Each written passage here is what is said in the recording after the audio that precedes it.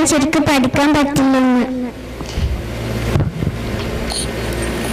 പിശാചാണ് നിന്നെ ഖുർആൻ പഠിക്കാൻ സമ്മതിക്കാത്തത്. പിശാചിന്റെ ഉപദ്രവത്തിൽ നിന്നുള്ള രക്ഷയാണ് ആയത്തുൽ കുർസി. ആയത്തുൽ കുർസി ഓതിയാൽ മതി. അഊദു ബില്ലാഹി മിനശ് ശൈത്വാനിർ റജീം. ബിസ്മില്ലാഹിർ റഹ്മാനിർ റഹീം. അല്ലാഹു ലാ ഇലാഹ ഇല്ലാ ഹുവൽ ഹയ്യുൽ ഖയ്യൂം. ലാ തഅഖുദുഹു സിനതുൻ വലാ നൗം. ലഹു മാ ഫിസ് സമാവാതി വമാ ഫിൽ അർദ്. മാ ദല്ലദീ യശ്ഫഉ ഇൻദഹു ഇല്ലാ ബിഇذنിഹി.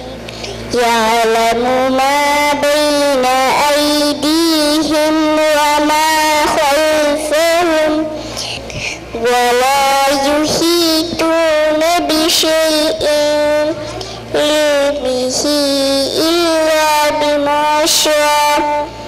വസിഅ കുർസിയ്യുഹു സ്സമാവാതി വൽ അർദ് വലാ യഊദുഹു ഹിഫ്ദുഹുമാ വഹുവൽ അലിയ്യുൽ അലീം. എന്താണ് അതിന്റെ അർത്ഥം? അല്ലാഹു അവനല്ലാതെ ദൈവമില്ല, എന്നെന്നും ജീവിച്ചിരിക്കുന്നവൻ, എല്ലാം നിയന്ത്രിക്കുന്നവൻ. മയക്കമോ ഉറക്കമോ അവനെ ബാധിക്കുകയില്ല. അവന്റേതാണ് ആകാശഭൂമികളിലുള്ളതെല്ലാം. അവന്റെ അധികാരപ്രകാരമല്ലാതെ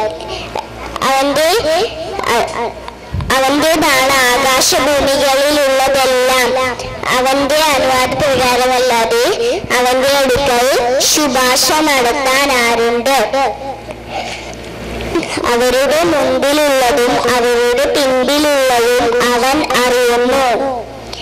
അവന്റെ അറിവിൽ നിന്ന് അവൻ ഇച്ഛിക്കുന്നതല്ലാതെ മറ്റൊന്നും അവർക്ക് സൂക്ഷ്മമായി അറിയാൻ കഴിയില്ല. അവന്റെ അധികാരപീഠം ആകാശഭൂമികളിൽ മുഴുവൻ ഉൾക്കൊള്ളുന്നതാകുന്നു.